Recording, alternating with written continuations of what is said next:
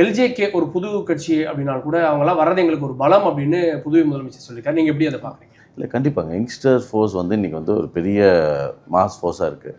இன்னொன்று வந்து நான் ஆஸ் எ இண்டிபெண்ட் லீடராக நான் வந்து எந்த கம்யூனிட்டி காஸ்ட் கீடு பார்க்காம ஃபஸ்ட் நம்ம எல்லாத்தையுமே ஒரே மாதிரி தான் பார்க்குறோம். அது போக நான் வந்து ஃபோக்கஸ் பண்ணுறது எல்லாமே இந்த ஐடியாலஜி இதெல்லாம் கேட்குறேன். ஐடியாலஜி அதெல்லாம் அந்த பீரியட்லாம் தாண்டி வந்துட்டோம். நம்ம இனி வந்து இந்த ஐடியாலஜி ஃபாலோ பண்ணிக்கலாம், அந்த ஐடியாலஜி ஃபாலோ லெஃப்டா ரைட்டா இதெல்லாம் தாண்டி நம்மளோட நோக்கம் என்னென்னா, மக்கள் இன்றைக்கும் வந்து சாப்பாடு இல்லாமல் கஷ்டப்படுறாங்க, இன்றைக்கி ஒரு நல்ல குடிநீர் இல்லாமல் கஷ்டப்படுறாங்க, ஒரு ட்ரைனேஜ் சிஸ்டம் இல்லாமல் கஷ்டப்படுறாங்க, ரோட்ஸ் இல்லாமல் கஷ்டப்படுறாங்க, அவங்க பேசிக் நீட்ஸே இல்லாமல் கஷ்டப்படுறாங்க. இதை வந்து ஃபஸ்ட்டு மக்களோட வளர்ச்சியை பார்க்கணும், ஒரு நாட்டோட வளர்ச்சியை பார்க்கணும், புதுச்சேரியோட வளர்ச்சியோட ஃபோக்கஸ் பண்ணுறது தான் எங்களோட மெயின் அஜெண்டாவாக இருந்தது.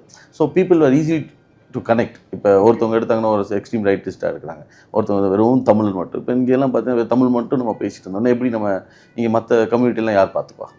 ஸோ இன்னும் வாட்டோ இட் இஸ் நம்ம தமிழர்கள்லாம் உலகம் ஃபுல்லாக பரவி இருக்காங்க. ஸோ இப்போ அவங்களுக்கு சிட்டிசன்ஷிப்பே கிடைக்குது.